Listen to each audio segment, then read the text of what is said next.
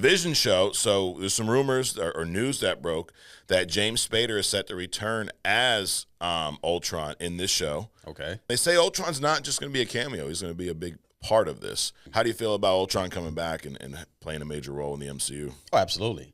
He's a Dr. Doom level villain.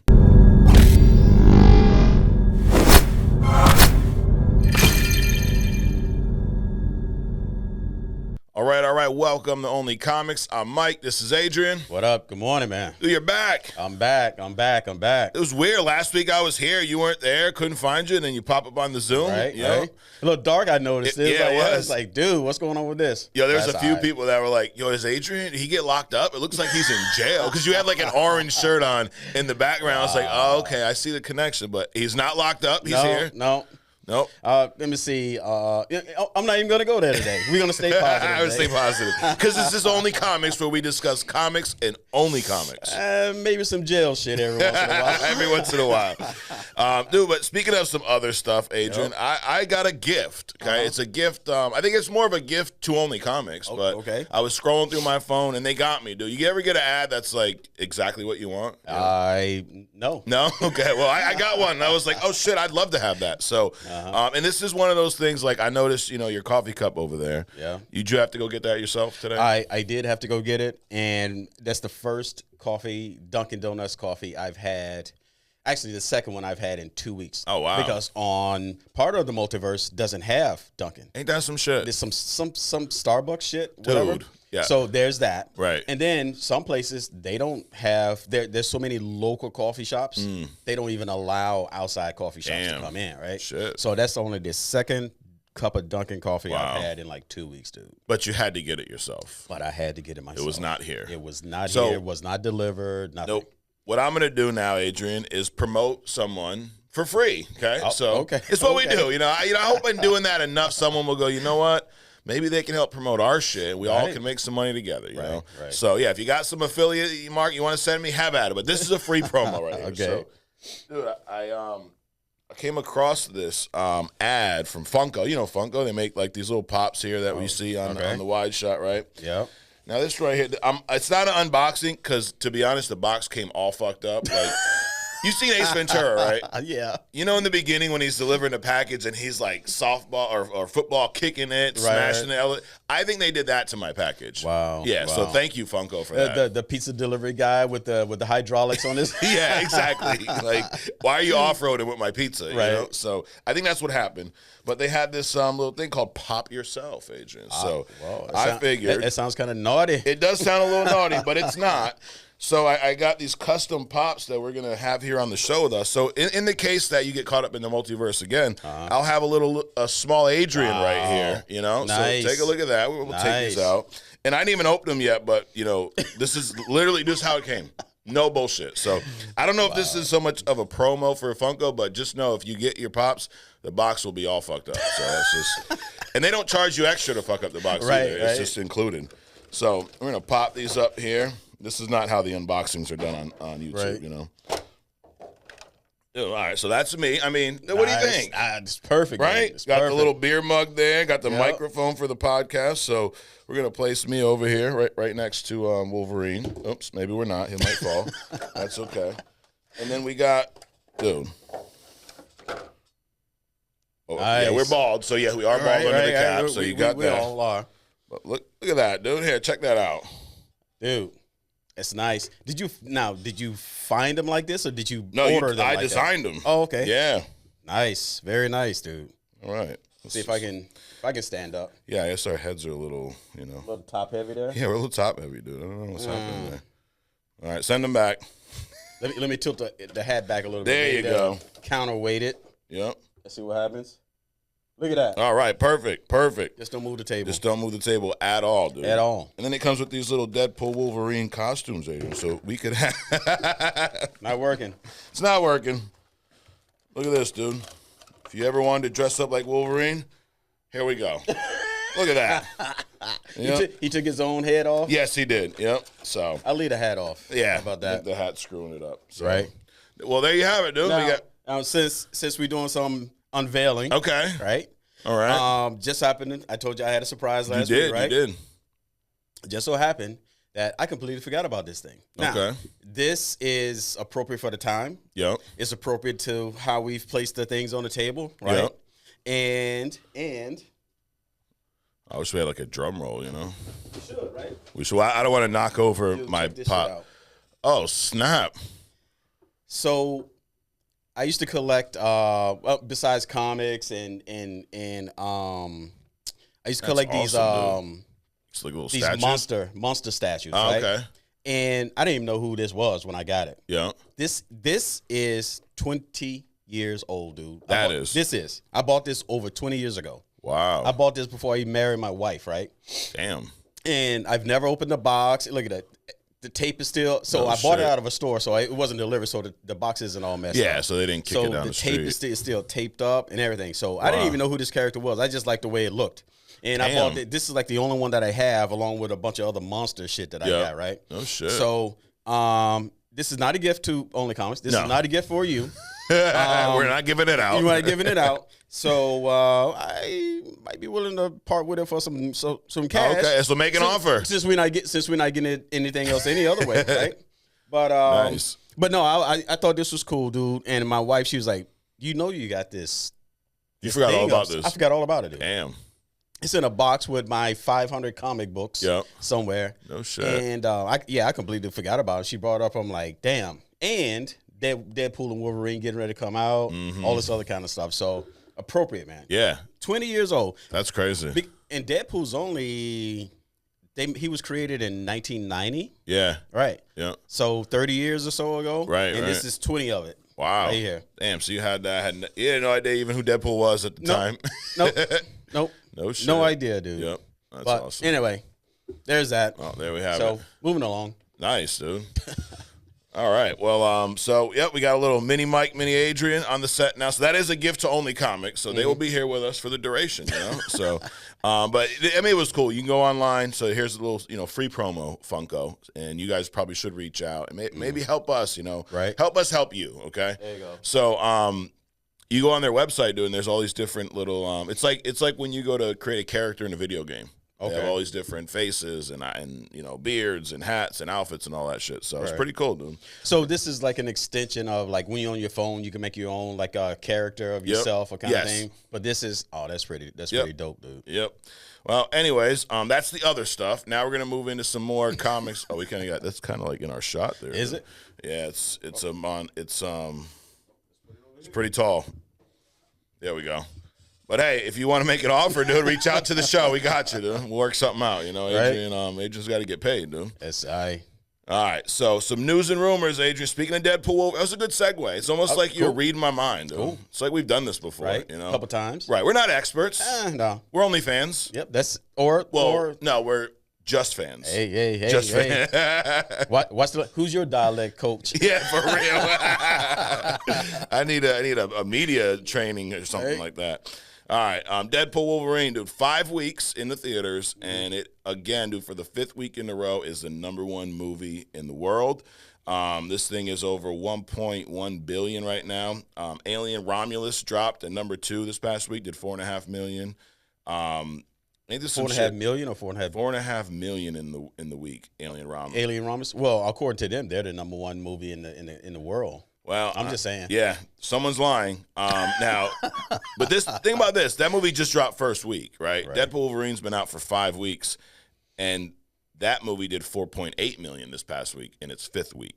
So remains at #1. The Crow came out, dude. This thing, it did 4 million in the 3-day weekend. That thing did not get good reviews, by the way.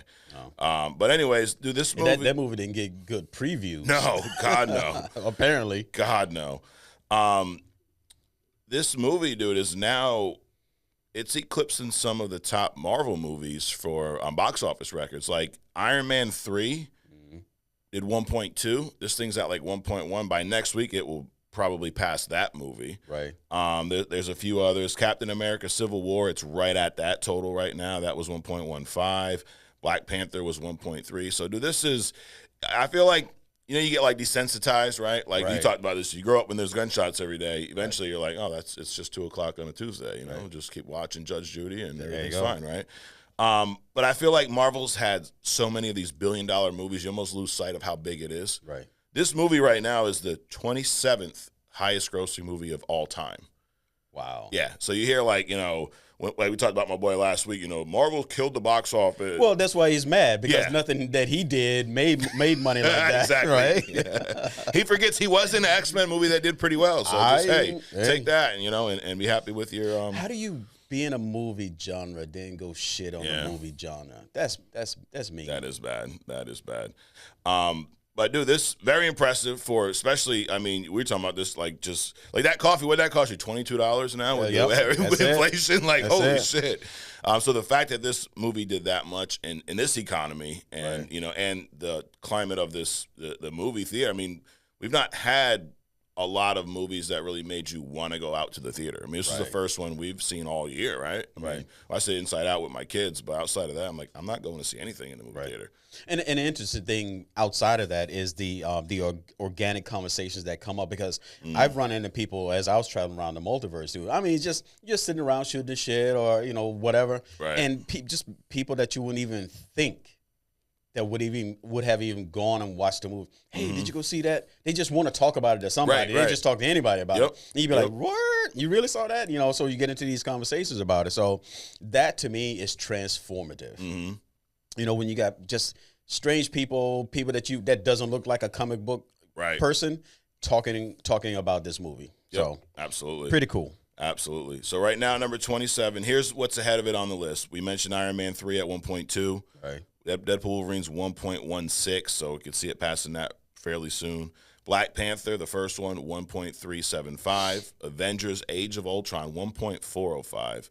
Now, I think when we originally predicted what this movie would do, I want to say we fell somewhere between 1.2, 1.4. Does that sound right? That sounds about right. Do you still feel, let's just say 1.4. Age of Ultron is the first movie here at 1.4, and then there's the Avengers, the first one at 1.5. Spider-Man No Way Home did 1.9. Damn. Yeah. Infinity War was just over $2 billion, and then Endgame was 2.799, so 2.8 billion. Now, obviously, I don't see this movie getting up to that level. But do you still feel that it's going to hit the 1.4? Does that seem realistic? I think that sounds realistic, but over what time period that are these movies hitting 2 point whatever? Yeah. What's in that first run? So, because the Endgame's not been thrown back, and it's not the James Cameron special where you just put the Avatar back in theaters every few years to rack up the numbers. Like those numbers shouldn't count. No, they should not. It should be your first. Here, I'm doing this again. Your original run. It should be your original run to the American people. But I would assume that was probably 3-4 months in the movie theaters. Because nowadays 90 days and they're on streaming, right? Right. Just about. So this is 5 weeks in. I think Deadpool Wolverine probably has another solid month in the theater. Okay. Yeah, I can see that. Yeah, 1.4. That seems realistic. I might have to go see it another 2 times, to help them out. Why not? Now, Avengers: Age of Ultron is funny, and then the reason I'm going to talk about this a little bit is it's in the news, or some characters from this movie are in the news this week as well. That's a movie that I've seen comments, as we talked about Avengers a few weeks ago. I've seen some comments where people were really kind of defending that movie, right? Because it gets a bad rap, I think. The movie gets shitted on as now, I do think it is the worst of the Avengers movies, but would you agree that there really isn't a bad Avengers movie? No, not on the scale of Madam Web bad, right? Or the Eternals bad. Yeah. So no. Someone said in the comments that Madam Web there is no superhero movie that's worse than Madam Web. Is Madam Web even a superhero movie? I mean, no, they have a flashback about wanting to be superheroes one day. Right. So yeah, I guess so. Comic book movie, but I got it. But I mean, is there? Yeah, I don't know if there's any that bad. But Age of Ultron, I thought it was a pretty good movie. Yeah, I enjoyed it. I know you're not big on James Spader, just the voice. I'm a huge James Spader fan. Yeah. Not James Spader's voice as Ultron. Okay. Got it. I found it distracting only because I've seen him and heard him in so many other roles. Yeah. It just didn't fit to me. That's kind of like when Beyonce was in The Lion King. It's like, why? This just sounds odd. That was so. But outside of that, did you like the portrayal of Ultron in that movie? Yeah, I thought it was cool. Yeah. I mean, I'm always down with, AI and artificial intelligence and robotics and stuff like that. So any, decent representation of that is cool. Right. Now, the Mecha Rhino, no. We can't do that. Yeah, no, that was a little much. That was definitely a little much. And I also read this. I seen this comment recently, and I partly agree with it. They said that Age of Ultron may have been a little bit before its time. Because you think about all the AI stuff now, how prevalent that is, and I think there is a little bit, not to go conspiracy theory, throw my tinfoil hat on here, that I left that in the car, but the whole, AI could potentially take over shit. Like it could, I mean, a lot of these social media platforms admit that their algorithm is out of control. Right. So I think it's not that crazy to think that AI could have a negative impact at some point. Of course. This movie came out over 10 years ago, just about, or maybe a little bit less. So I wonder if it came out today, if it would have been received a little better, I don't think so, because like the gunshot analogy, if you're already accustomed to it, people wouldn't be excited about seeing it. Yeah. So the reason that people buy the next car or a Tesla truck. I mean, I saw so many of those things. It's like ridiculous. I saw one down the street the other day. It's like, really? But anyway, the reason that people buy stuff that's cutting edge or new is because, they have no identity of their own. So they, they want you to identify them with their new stuff. Number one. This is not an order thing, but I'm just saying, number one. Number two, people like there are early adopters that like, the latest, they like to tinker with it, to open it up to see what it's like and things like that. So if the Age of Ultron would have came out today with all the AI stuff now, it would have been one of those things like, that's cute, and that would have kept it put. You know what I'm saying? Yeah. It wasn't fresh enough, new enough, innovative enough today. But when it did come out, it was those things. Gotcha. Okay. Oh, I like that take, Adrian. Hey. I wouldn't call it a hot take, though. No. But I like that take. Well, speaking of Age of Ultron, there's a Disney Plus series that's playing titled Vision. So it was originally titled something like that, but dumber. It was like Vision Quest or some shit like that. I don't know. But Vision. So last we saw Vision was in WandaVision. Remember the real Vision. Well, real. He's a kind of AI sentient guy thing, anyways. But the Vision we know was killed, right, by Thanos. Yep. And then they used, I guess, the scraps of Vision to create their own Vision, the white Vision that we saw at the end. And that was that whole book of thesis deal. Like, if you're repairing this ship, piece by piece, and at what point is it not the same ship, that it was before yet? So they kind of use that to introduce this new Vision. Like, technically it is Vision because they took the old remnants. It's essentially a computer, right?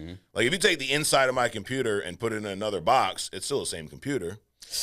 No, because when you get into like the consciousness, he's technically what they call a synthezoid, which is like this almost, and it's beyond a cyborg, so it's more of a synthetic human. Yeah, kind of a this. So it's a conscious robot. Exactly. So the conscious is what makes him unique. Okay. So it's not so it's like a battleship, right? A battleship or a car or fingerprint. Yeah, fingerprint's a fingerprint, but it's it has this one little curve that makes it uniquely yours. Yeah. Well, Vision's conscious made him not that.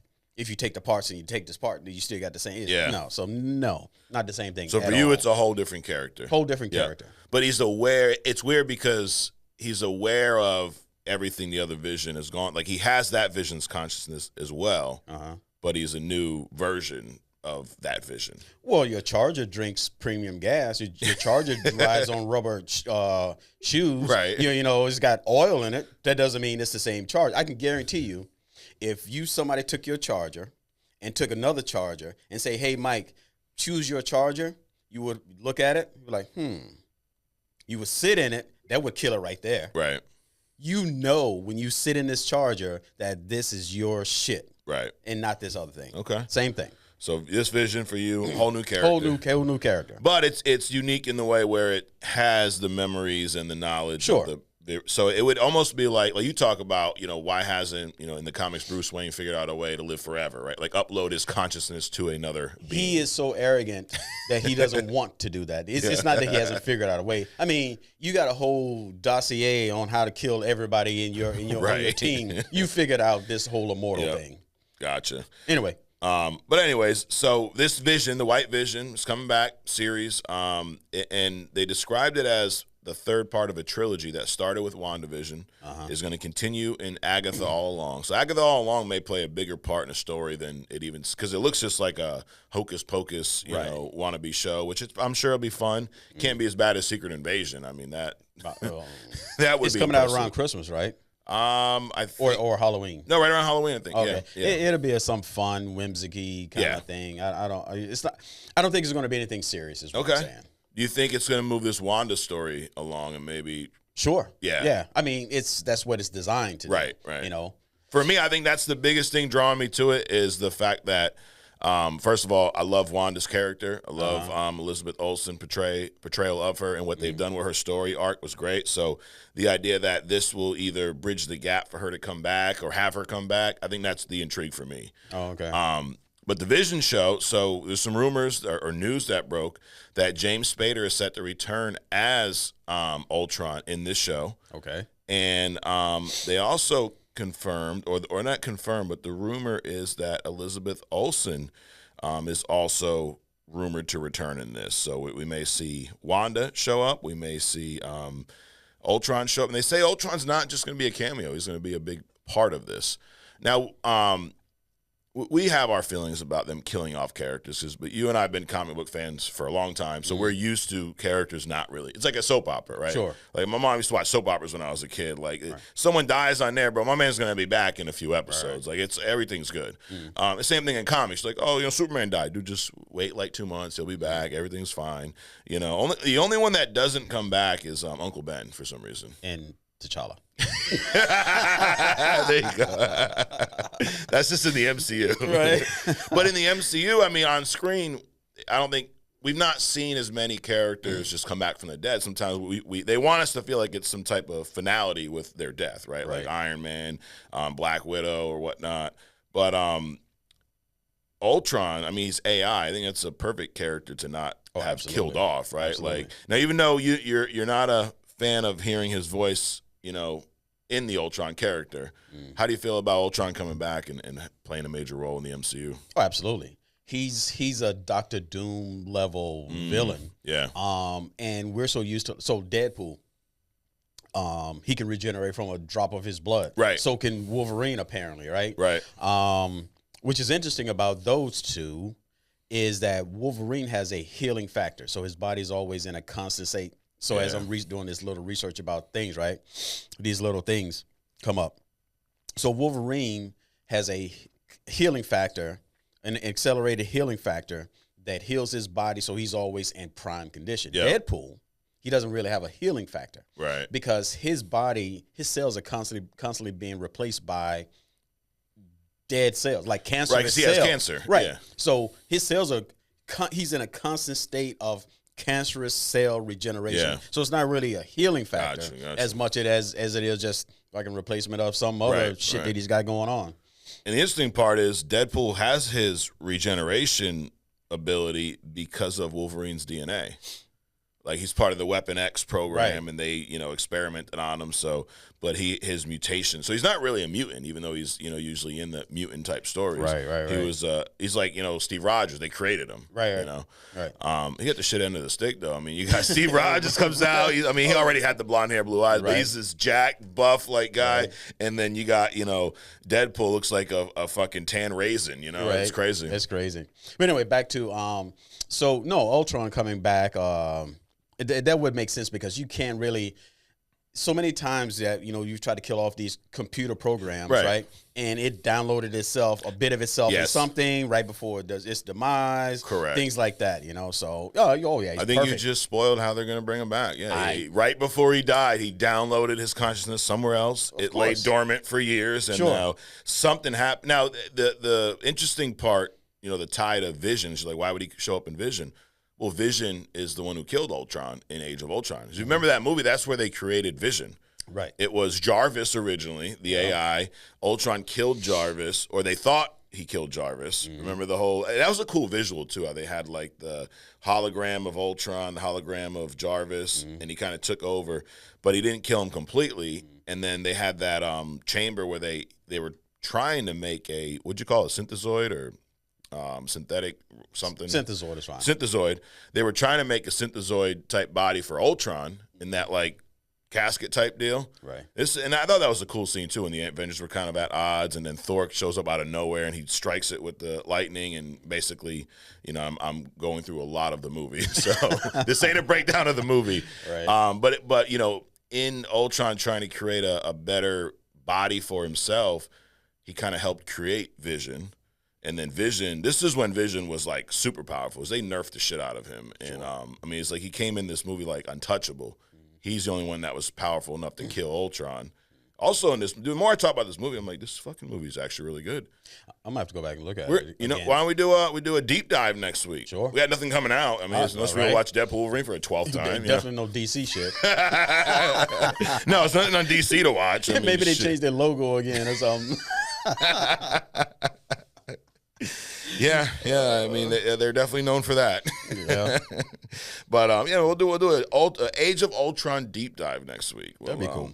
But yeah, they introduced Scarlet Witch, and that's when she goes from working with Ultron and jumps over to the Avengers. So yeah, a lot of cool shit in that movie. What's interesting is that Ultron is kind of like Dr. Doom, right? Yeah. Because Ultron is like, who was he? He wanted to be somebody, or he wanted a mate like Van Dyne. Yes. Like the Wasp. Yep. So he has this like he hates humans, but everything that he does emulates after humans, including coveting humans. So weird. That's true. Yeah, he did. Didn't he create a synthezoid wife that kind Jocasta? Yes. Yep. Who you did a hidden gem on? Yeah, I did a hidden gem on. Yep. And she was based off of Van Dyne. Right. Janet Yep, Van Dyne. Yep. Tried to like take her soul out and everything, dude. Yeah, he's like Doom with that Reed Richards shit, dude. Like, chill. Craziness. So anyways, yeah, I mean, I'm looking forward to this show more now. I mean, when I first heard the Vision show announced, I'm like, I don't know, but hearing this with Ultron, Scarlet Witch, sure, I'm down with it. Robert Downey Jr. says that he's playing Victor Von Doom. So there's been a lot of I'd say this announcement was a little polarizing. Would you agree? I mean, you got half of the world's like, "Hey, man, he's back." The other half's like, "It's lazy. It's still, it's cheap." Which I don't think it's lazy. I think it's actually risky because of people like that. You know, exactly. But they this thing has been in the works for a while. So they caught up with Robert Downey Jr. recently, the Hollywood Reporter, and he said that it was about a year ago that Feige, and he said they keep in touch. Him, John Favreau, Feige, they all keep in touch. They're close with the Russos, yada, yada, yada. But basically, Feige reached out about Victor Von Doom, and he said that, you know, we got to get this character right. Let's get Victor Von Doom right. Let's get it right. So it wasn't a pitch of like, hey, come back as an Iron Man variant. Mm-hmm. Now, who knows? He could be bullshitting, and maybe, you know, obviously they're not going to come tell you. Right. But I think the fact that they're really laying down that or driving that point home that it's Victor Von Doom, I think that's a good thing. I hope it is. I really hope it's not a Tony Stark variant, you know. Now I know there's the comic where there's a Tony Stark variant that becomes Doom. So people go, it's in the comics. Just because it's in the comics doesn't mean it's good. Right. You ever read a bad comic book? Yeah. You ever read a whole story in a comic like, dude, that ending sucked? Like, yeah. Just because it's in the comic doesn't mean it's good. Right. That's always Eternals. Yeah, exactly. Well, funny about that, dude, the Eternals comics are way better than that fucking movie. Wow. Yeah. So, but yeah, I like the fact that he's coming out and saying this, that it's Victor Von Doom. Hopefully that will silence some of the critics out there. But what about you? Are you now? If it was a Tony Stark variant, would you be upset? Would you like it? I would be upset. Yeah. I think that would be. That's not lazy. That's just cheating. And it's like, just, you know, if you're gonna do this lying to my face kind of a thing, right? You know, then there are alternatives, including not watching the shit at all, right? You know, because it's just some things that's beyond. It just, you know, it just goes over the limit, you know.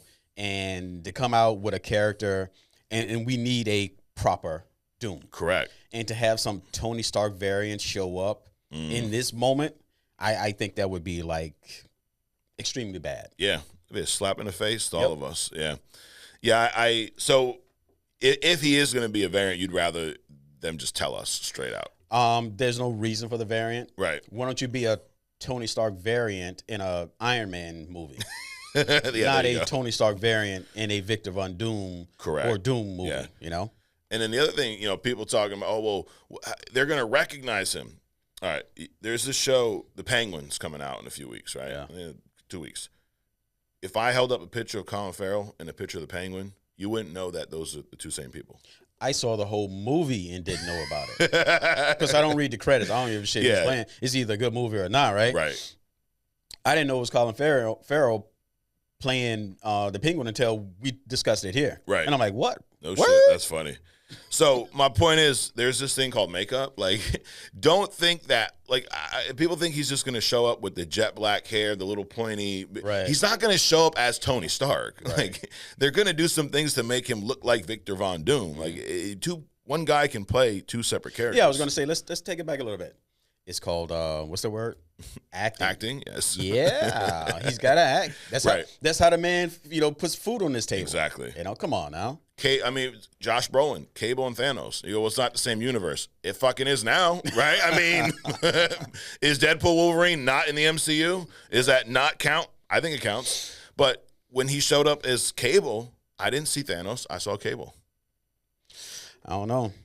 When the guy Hemsworth, when he played Thor, and then he played Split Thor. I mean, I was upset. I mean, I saw that as two different people. You thought that was two different characters? Just two different people. I'm like, they can't be the same person. Hey, that's a good positive way to look at it, to not be upset. Yeah, it's just a different character. Right. You're right. Anyways, so moving on, we also got going on in the news, Marvel Rivals. Dude, this is a little video. Maybe we can get you out of the Ratchet and Clank game for a little bit. There's a Marvel Rivals game coming out in December. And it's a free-to-play game.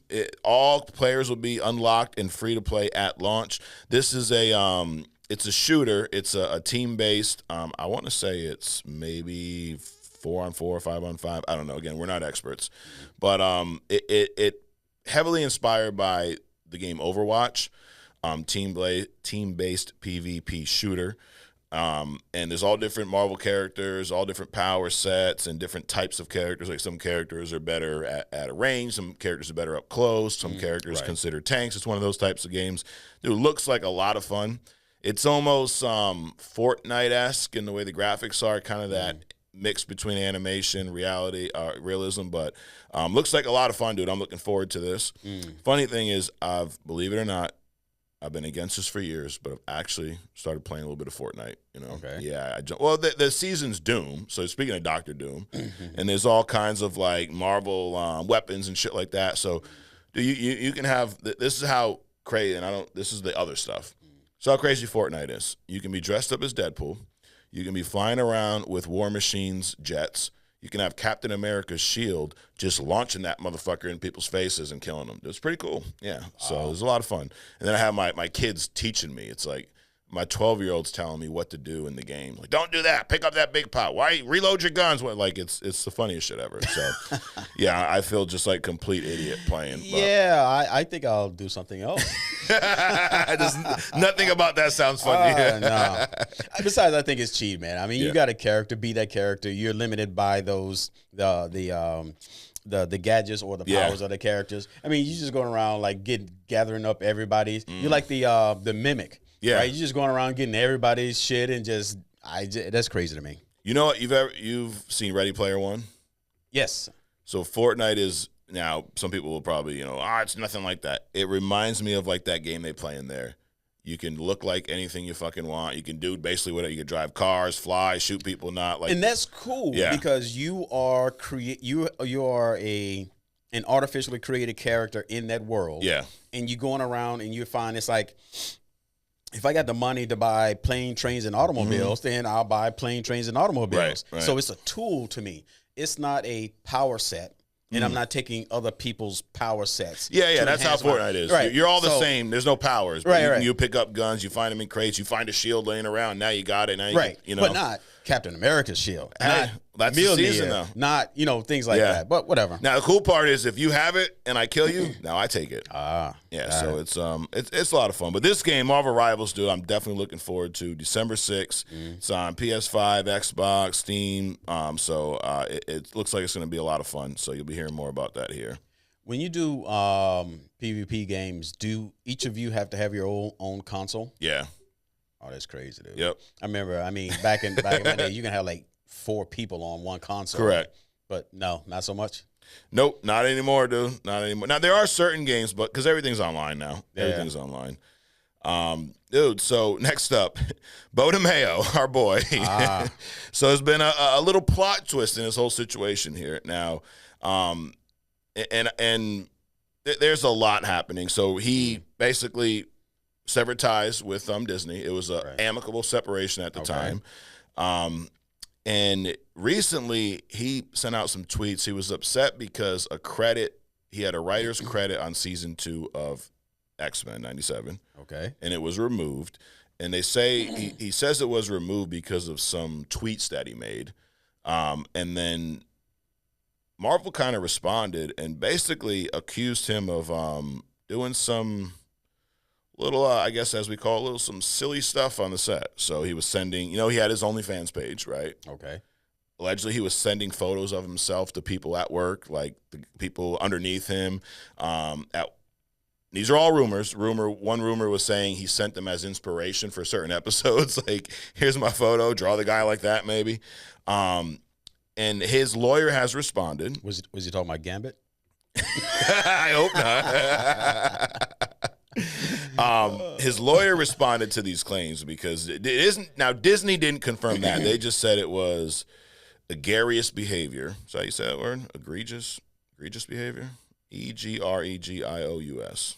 Egregious behavior on set. And he said he may find himself. And so that was Marvel's, that's all they said. The rest of it was just rumors that he was sending photos. See, that's all you have to say. Exactly. Just plant the seed, and people's will take it to whatever way you. I thought it was like, they had like photos, snaps of him and all this other kind of stuff. But no, everything else is just rumored. Everything else is just rumored. Wow. So there is a claim that multiple Marvel Studios employees reported him to HR. And I guess this was what his lawyer came back. He said, you realize that Disney allowed Beau to have an OnlyFans page while working at the company. No clue if someone quit while he was showrunner, but that was like every single day. So the same people quit because of him. My client has never sent lewd videos and photos to his direct reports. That is a bald-faced lie and defamatory. So no one who reported him, no one who reported Beau to HR received an inappropriate photo or video. So it sounds like some people reported him to HR. They're trying to say it was for these photos. His team's trying to say it's not. Basically, it's a fucking mess, is what it sounds like. Can't touch this. It's just, dude, it's a bunch of rumors. He came out with, a good product. Yep. For whatever reason, they parted ways. I have some, feelings about, creative things being kind of taken away. But if you're creative in one space, you can be creative in another space. Move on. Right. Because you don't have, it's not in your best interest to keep holding on to this thing, right? Right. It's almost like I got fired from a job, and then I'm going to fight to get back into the job that they fired me from. What do you think is going to be like if you do go back, right? So that's just crazy to me. And on this side, dude, I got so much stuff going on. I don't give a shit about what's happening with Beau Demayo and all this other kind of stuff. Right. I mean, it's just nonsense to me. So outside of my personal comments about what I think about this whole situation, I could give a shit because it is irrelevant to me. Yeah. At the end of the day, I guess the best way to describe it is it's unfortunate. It's a very unfortunate situation for. Why is it unfortunate, Mike? Please tell. It's unfortunate because they were creating something amazing. Yeah. And whether this is true, partly true, I don't fucking know. Right. None of us know. But obviously something happened. There's something that went on to why they can't work together anymore. Right. And it's unfortunate that it's this kind of mudslinging situation now where you did this, no, I didn't, y'all are liars, I'm lying. It's just so that's for me, I guess that's how I'm going to describe it. It's just unfortunate. But the thing about it is that how do you think that you were going to ever eat again? We talk about doing things so that you can eat, right? Yeah. Don't mess with a man's ability to feed his family, that kind of stuff. How do you think you're ever going to be able to eat again in this space if you keep bringing yourself up in this space, knowing that you're probably not going to have the best light shown upon you? You know what I'm saying? Yeah. So you killed yourself, and now you continuously killing yourself. Right. For just go away quietly, right? And resurface as something. Nobody knows what you look like outside of your OnlyFans, group. Yeah. Just go get another job somewhere else, dude, and shut the fuck up. Yeah, I think, if these claims are true, then he's an idiot for continuing to tweet about it. Now if they're not, then Marvel's they're just assholes, I guess. I don't know. It sounds like, where there's smoke, there's fire. One of the claims were if you looked like you were under the age 30 and you were a male on the set, you had nudes of Beau Demayo, like he sent them to you. That's a bold claim. Yeah. Wow. So I don't know. Again, we obviously weren't there, so I wouldn't sit here and go, he's an asshole, get rid of him, because I don't know what happened. But if that is true, that's pretty fucked up. Like It is from a business perspective. Yeah. If those claims are true, then that's kind of crazy. If they are not true, the fact that Marvel put that statement out, they will create the truth. Correct. Right. So either way, he's kind of screwed on that. I don't know what happened, so I can't really get into it. Dude. Right. It just X-Men 97, which is the whole reason that we're talking about. Correct. This. Yep. A most excellent show. And it's unfortunate that a person that was pivotal in his creation and his success, and the fact that I even like this kind of thing, like that show, the way they parted ways, that's unfortunate. But if he did what he did, then hey, gotta pay the price, dude. Yep, gotta pay the piper. So I guess we'll never know. We'll go as one of those world's mysteries. Well, but the way it sounds, Beau Demayo will keep us informed. Yeah, oh yeah. He will keep himself in the news. Him or his lawyer. Anyway, something that is, right in line with comics is Captain America 4. So this movie shaping up to looks like a pretty good movie. I'm excited to see it now. I know we're still not there to call Sam Wilson Cap yet. Well, apparently the president isn't either. You're not Steve Rogers. Well, he calls him Captain America, but he's not Steve Rogers. Yeah, Steve Rogers. No, obviously. Now, there's been this little fun feud with Tom Holland and Anthony Mackie, kind of like when they do these press conferences, they make fun of each other. Tom's the young guy who spoiled a lot of shit. Like he's been known for saying things he shouldn't in interviews, and they have fun with it. So I don't remember where this was, but I do remember reading this a handful of years ago where Tom Holland was making fun of Anthony Mackie for not having his own movies, right? Because he's always been a sideline, just both messing around. And then Anthony Mackie returned the favor recently, and he said that the Captain America 4 movie is better than Tom Holland's Spiderman trilogy. It's a very bold claim, dude. You're looking like you think he's lying. It hasn't come out yet, so I don't know. But that's a pretty bold. Right. That's a pretty bold statement. It's like your 12-year-old is saying to his father, you ain't shit. I can fill your shoes at any time. It's kind of like that. Yeah, that's saying a lot. It is saying a lot because we'll see. The Spider-Man. It's funny because we talk a lot about the Cap trilogy. I think you agree with this, but I always say that's the best character trilogy in the MCU.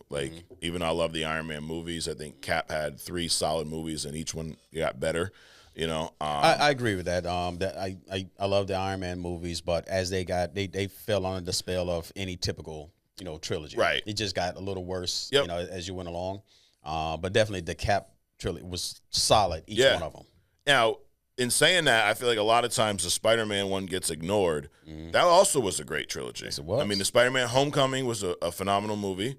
Far From Home, I thought was cool. Mysterio was a little different from the comics. But yeah, I was going to say, I mean, that Mysterio portrayal was kind of, it was like, oh shit, how they portrayed it. Right. But it just didn't quite jive. Yeah. I like the suit. The suit looked cool, But yeah, it was all the drones and the fake shit. Like, and I know he's an illusionist, but still, it was just.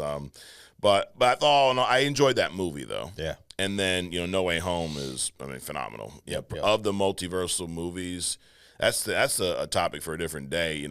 Where does No Way Home and Deadpool, like who wins that battle? Deadpool and Wolverine. I mean, they're both great. Right. But I thought, phenomenal movie. So to say that, because this movie could be really good, and it could not be better than any of the Spider-Man. That's how good the Spider-Man movie trilogy is. You know what I mean? Like, it's not saying, well, if they're not better than those movies, it's going to suck. This could be a really good movie and not even touch those Spider-Man movies, But if I was a betting man, I would bet that that's a lie. I would agree. Yeah. So I guess we will find out. And that comes out next February, which is right around the corner. Isn't that crazy? Dude. February 25. Kids getting ready to go back to school. Leaves getting ready to start changing. Yep. I got to close my pool up. Yep. I mean, there's a lot going on. There is. And then we get into the holidays, and I mean, once you get to like Labor Day, everything else is just a mudslide. Oh yeah, dude. It's like Thanksgiving's in like 2 weeks, and then there's Christmas. Exactly. So exactly. And then we'll be watching Captain Falcon, Brave New World. Captain America. So next up, Ms. Marvel cut from Daredevil Born Again. This is a rumor. So the rumor is that Ms. Marvel was supposed to be in the Daredevil Born Again show. That's odd, right? Now, partly, I guess the explanation is they live in Jersey, but I guess they're right around the corner from Daredevil. I don't know. I think that was partly the explanation. Who lives in Jersey? Ms. Marvel's family. Stoneface Ms. Marvel? No. Muslim girl. Oh, Ms. Marvel, Kamala. Kamala Khan. Kamala Khan. Ms. Marvel. I'm like, what? No, not Captain Marvel. Oh God, no. So originally she was supposed to be in this show, and then they said that the rumor is because of the Marvel's failure, which ironically that movie wasn't that bad. It just did horrible at the theaters, the Marvels, that they've kind of removed her from that show. Now here's the thing. Regardless of how that movie panned out, I don't know that the Ms. Marvel character would be a good fit for the Daredevil show. It seems absolutely like not. Way off. Even though the Ms. Marvel show, surprisingly, I thought, dude, it was beautiful. Good. Yeah, it was beautiful. I love the culture stuff. But it was just it was an entertaining show. Yeah, but it does not mix with a Daredevil show at all. Unfortunately, that show is the lowest rated and least viewed MCU series on Disney Plus. Really? Yeah. Lower than Echo? Lower than Echo. Lower than She-Hulk. Yeah. Oh, my God. And Secret Invasion. Wow. Which is, Ms. Marvel's better. Actually, no, we'll say that for agree to disagree. Wow. Yeah. So now they are saying that the Khan family, they live in Jersey, which is about 7 miles from Hell's Kitchen. Right. The father may still be in the show. Don't do that. Don't do that. I mean, why don't you just have a whole show about the father, the mother, the shop owner from Venom. Right. I mean, come on. I mean, she's already going to be. She's a major part in the Venom 4, right? Yeah. They dance in this. It's going to be like a musical or something. Dance, Adrian, right. Come on, man. Don't do that. Yep. Well, maybe they were listening to us too much. Maybe they heard your hidden gem with all the sideline characters, and they're like, you know what? Let's put them all in there. No. But if you do, just give us credit, resuscitate Aunt May and bring her back. For real. Speaking of listening to us, Rotten Tomatoes, they've changed their scoring a little bit, Adrian. Look, hey, that's some shit. Right? No, it's the AI going amok. The algorithm. So they introduced a new badge. So they have certified fresh. That's for any movie that I think is over 70% or whatnot.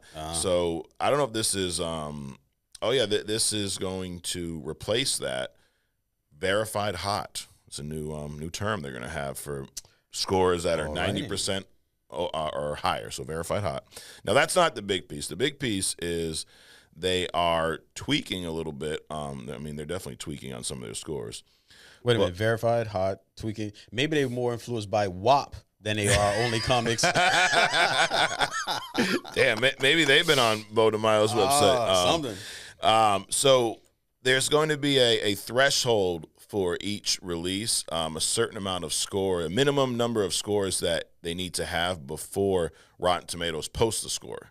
Because think about this: if they get 10 reviews, okay, and they're all bad, but then the following week a bunch of good reviews come in, those bad reviews may skew the score and may stop people from going to watch a movie, right? So, and the real issue is they've just not had enough reviews yet. So it's gonna be based off of how the movie does at the box office. So obviously a movie that 5 people go to watch, they can't expect to have 100 reviews. Sure. So movie does well, like Deadpool Wolverine doing $1 billion, that would require more reviews for the score to even populate. So I would assume that means scores will come out a little bit later, which is probably a good thing. I was going to say, when is this going to come out? Because if they clearly you're influencing people with the previews, right?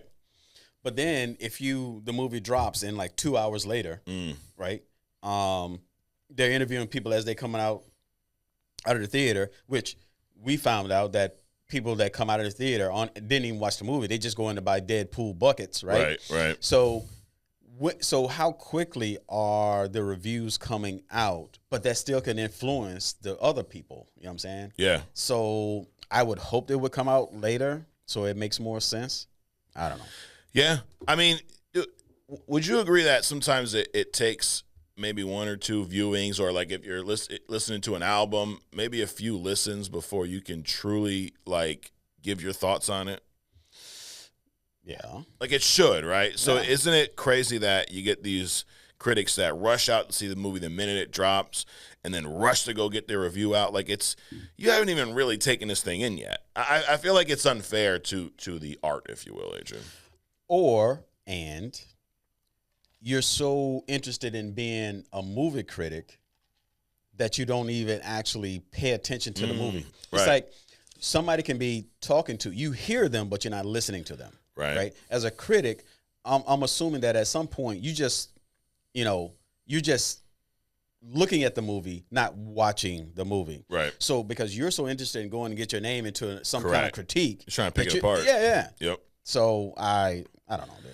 Yeah. So, anyways, which is why I never know what Rotten Tomato scores are, because I don't go to Rotten Tomato to determine whether or not I go to a movie. Right. It's why we can have fun here with Rotten Tomato scores, because you don't know them. Exactly. It benefits all of us. Absolutely. You're just a team player, Adrian. Well, I would have just chalked this up to them tuning into Only Comics, and they heard our critique about their scores, and they're trying to do something. We'll give them that. We don't know if this is the right answer. What you should do is just have us review the movies and take our scores. There you go. Easy solution. Now, it's going to require some money because we're going to have to watch movies that we don't want to watch. At least prevent me from having to give up my kidney to go get a bucket of popcorn in the theater or something. For real, dude. Yeah. Well, the good news is, I mean, you mentioned DC. They don't have many movies coming out, so it's like we're just going to watch a few Marvel movies. So that's a good thing. Anyways. Is DC coming out with any, like, toys or action figures? Or, something like this. I mean, that's cool, dude. Yeah, cool. They definitely are, but they're just not on anyone's radar, so I can't even tell you when, So you're doing nothing. Correct. As compared to your competitor. You're literally like number 1 and number 2 in the world, and you're silent. Yep. Yeah. Nothing. Not a good look. Well, they had a new logo they made a few weeks ago, so we don't forget about that, Adrian. Hey. Yep. But hey, that could change though. James Gunn, they're cooking right now. As they say, they're cooking up some movies for it. So we'll see. I don't know. Next year, I think that the big face-off is going to be Fantastic Four and Superman Legacy drop right around the same time, unless one of them gets pushed back. So that could be a make or break it for the DCU. Dude, imagine if Spawn comes out and eclipses DC. Ooh, dude, it could. Hey. Spawn's a great character that I think is highly underrated. But what's that comic that put Spawn out? Image, I think. Image, yeah.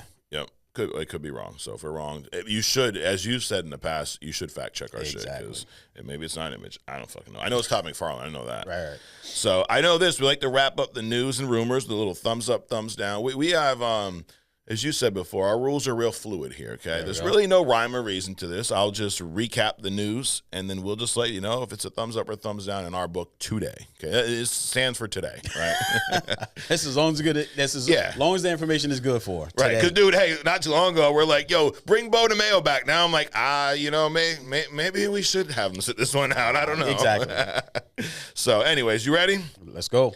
Deadpool and Wolverine stays in the top spot at the box office for a 5th week. I'm giving that a thumbs up. Thumbs up. Scarlet Witch to return and Ultron to have a major role rumored in the upcoming Disney Plus show Vision. That a thumbs up. Thumbs up. Robert Downey Jr. says he's playing Victor Von Doom in an interview. So take that, you internet critics. I give that a thumbs up. Thumbs up. This is a positive week of news. It's a positive Adrian. week. I think I got some stuff coming, though, that won't be. Marvel Rivals launches in December 6th on all consoles with all characters available to play and at no cost out the gate. I'm giving that a thumbs up. Looking forward to this. I got to give it a thumbs up because I don't play, so I can't shit on it. Okay, right? there you go. Well, a potential plot twist in the Beau Demayo situation. Allegedly, he's at fault. We won't get into everything, but I'm giving this whole situation a thumbs down. It's very unfortunate. Yeah, it is. It is unfortunate that we're even talking about it. Yep. Anthony Mackie says Captain America: Brave New World is better than any Tom Holland Spider-Man movie. I don't even know what to give this. I'm just curious. Oh, I know what to give it. Thumbs down. You're going thumbs down? Because, Okay. I mean, that's kind of a bold statement to make about something that, I mean, you're really just coming out on the big screen. I mean, you had the whole, whatever he did on Disney. Yeah. But that's not big screen stuff. And you coming out replacing in an iconic, you're not even replacing them. You're synthesizing, you're metamorphosizing, you're absorbing, 2 characters. Yep. One that's been around on his own for all this time, and then you're going to portray both of these people, and you think that that's going to be better than something that's already established. Right. I'm not saying that it is or it isn't. That's just a really bold statement to make. You know what? You talked me into a thumbs down, and I'll tell you why, Adrian. Because I feel like statements like that cause people to expect too much out of the movie. So, like I said, to be better than the whole Spider-Man trilogy, you're talking about you're basically Infinity War, right? You're that good. Right. This movie's not going to be that good, okay? I'll say that right here. And if it is, you can take this clip and post it and make fun of me in February. Right. But you set this expectation for it to be this good. Now, even if it's this good, we're going to be disappointed. Right. Because you said it was going to be here. Exactly, because you're not just, setting expectation, but people know that that statement is shit. Right. And it kind of like chips at the integrity, the family, I don't know exactly what the word is, but it kind of like make people not have confidence in stuff that's coming out in the future. Yeah. You know what I'm saying? Yep. So it's just a weird statement to make. Yeah. So now partly he made it because he, poking a little fun at Tom Holland. So I get that, but you gotta be careful what you say, dude. Right. It may come back to bite you, Anthony Mackie. Now, if he would have said something like, hey, my portrayal in this will be better than your portrayal in all of the Spider-Man trilogy. Yeah. That's a one-on-one thing. Right. It's like the actors. He still would have been wrong. Right. It's almost like the guy that does the shading on the comics going out and making a statement about Disney that owns everything, right? Shit. I'm this little guy in a closet doing something, and I'm going to make a statement about the whole industry. No, dude. You talk, you make fun of the other colorists, that do comic book shading and stuff, not about the whole industry. Right. I kind of feel like it's just a weird statement. Yeah, that's all. It's whatever I said before. It's just a weird statement. So we're going thumbs down. Ms. Marvel cut from Daredevil Born Again. I'll give that a thumbs up, dude. I thumbs up because she shouldn't be there in the first place. Nope, shouldn't be there. Now, I like the character. I think they've done a great job in the MCU. I'd like to see her show up somewhere else, just not in Daredevil of all places. Because Daredevil is about underworld, assassins, political shit. I mean, that's not you got a fun-loving, Correct. Now the only thing I could see is Matt Murdock's an attorney, right? Yeah. Does the family go to the attorney for some reason? Who knows? It's the only connection I can see. I agree. That's the only connection you could see, but even that would be a stretch. Yeah. But yeah, like they're in Jersey. Why are they going to Hell's Kitchen for, because, an attorney? Right. I don't know. I mean, except for the hookup, it was almost, weird for She-Hulk to be in Daredevil or vice versa. Right, you right. know? Yeah. But I guess, they both were attorneys, so I guess that they could, so that made more sense than this. Yeah. So, yep, giving that a thumbs up. Last, Rotten Tomatoes make some changes to their critic scores after they watched only comics. So just the fact that they're listening, thumbs up. Thumbs up. So there you have it, thumbs up or down. So next week, we're going to get into some Age of Ultron. It'll be fun to rewatch. And, we talked last week, Adrian, this is just making this up as I go here, okay? So brace yourself. We talked last week about the MCU as a whole, how we even got here. Right. And just, we sit here every week. We critique movies, we critique stories and whatnot, but I think we both agree as a whole, it's been phenomenal to have this entity, right, the MCU. And I didn't prepare you for this, Adrian, so this is how I know it'll be organic, right? Okay. When you hear the MCU, what some of your favorite movies in the MCU? What comes to mind if I were to ask you that question? No list, no top 5, but if throw out some of your favorite movies from the MCU, what would they be? Iron Man, Thor, Avengers, Spiderman. The big ticket items. Yep. So, yeah. Gotcha.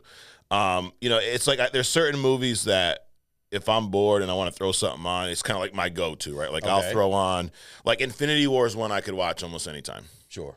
Iron Man, the first Iron Man, right? Which you probably feel like if you're bored, I could just throw that on. Do you ever put on like some of the not so good movies, like Spider-Man 3 or I would never put on the Venoms. No. So every once in a while, I'll put on one of these so-called bad movies. Yeah. And the funny thing is, they're not as bad as I remember them. Okay. So I rewatched Spider-Man 3 recently. And I thought of you because I know you always point out that the emo Peter Parker, which you absolutely hate, right? So this is why I'm bringing it up. I wanted to know. I wanted to tell me, why do you hate the emo Peter Parker so much? Just out of character. Yeah. A movie is something that is precious, right? So it's an opportunity to capture something or represent something for a finite period of time. Yeah. Represent the best. Okay. Of that whatever, right? There's no reason to bring in all this other silly shit, right? You do that in soap operas. You do this in, The Walking Dead, which has been around for 13,000 years. I mean, you have an opportunity to slide these things in, but when you don't know that something is going to be received well, or it could be, put out the best first, and then create an opportunity to put in the silliness. Don't just go silly like a Thor split, right? Yep. Even though there was 3 movies later, or whatever, it shouldn't have never existed. Right. You never saw that even in a comics. No. Right? And he's been around for decades or whatever. Right. So I just think that whenever you put out something that has a finite space to influence, right? And that's what movies do, influence. Right. Entertain and influence. Put out the best and leave the silliness aside. So the emo Peter was just too silly for you. It was offensive. Wow. Man, and this is going to be a lesson for you all, because I actually enjoyed it. I rewatched it. I'm like, this actually was fun. Hey. Now, that doesn't make you upset. No, not at all. No. So this is where I say this is an educational program, Adrian. We teach people out there. Dude, imagine if, like, the politicians followed our rules. How much better it'd be for everyone, you know? But dude, I had fun with it. Like when he. Well, the reason they don't follow us is because they can influence people to bring them shit, and apparently we cannot. Exactly. Yeah, that's probably our whole issue. But I was curious to where our fans, people watch, where you guys fall on Spider-Man 3, because I do think it's.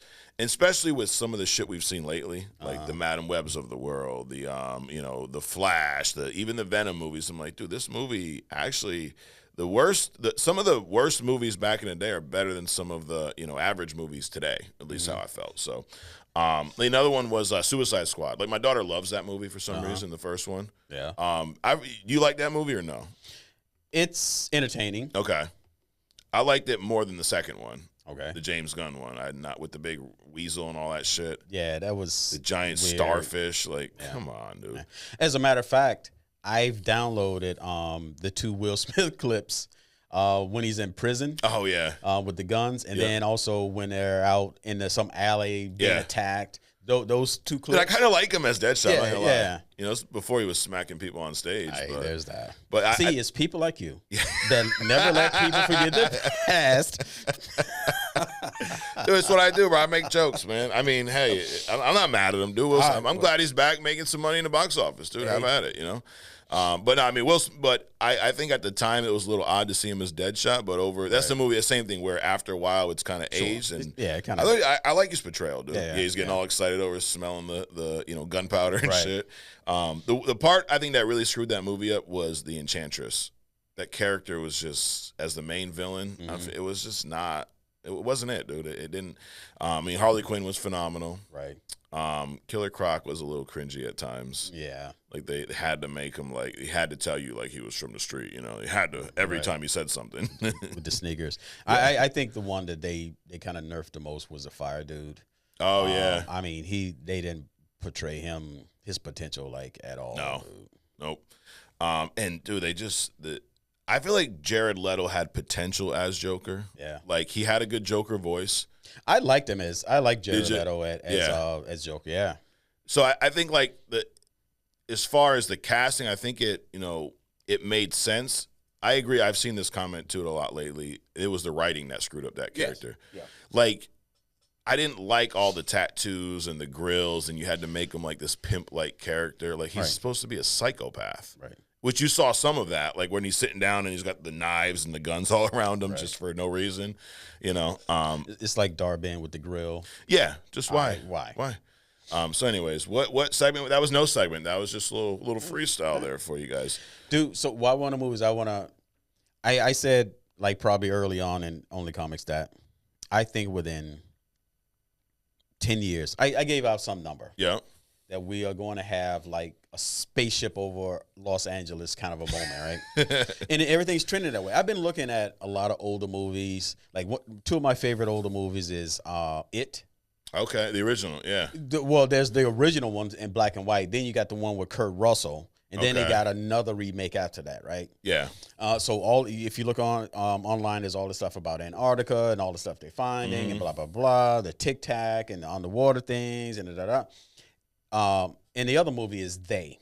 Okay, right? I've never seen that. But that's the one with Roddy Piper, wrestler from back in the day. Okay, right. Yep. That movie is all about how you live in. That's like the first Matrix, right? Okay. That my wife says, right? That was the first Matrix where there's all this subliminal stuff and they're controlling you and you put on these special glasses and you see all this stuff. Gotcha. Dude, it is so much stuff out there. And it's like movies there's almost like for every lie, there's some truth to it. It's like for every movie, they're trying to tell you give you some real life information. Yeah. And if you go back in all these movies, there's like a narrative across all these movies. There's something out there. There's something else. Yeah. And these movies are telling you what it is, but because it's coming across as nonfiction and entertainment, you're not really paying attention to it. All right. But I just want to put that out. There's absolutely no reason why I said that other than there's going to be a spaceship over Los Angeles moment sometime soon. Oh, shit. That's a prediction, right? All right, that's a prediction. I'm just saying. It could be a spoiler. All right. And if I come up missing next week, yeah, you know what's going to happen. Well, good thing we'll have the little Adrian mini here to put in your spot.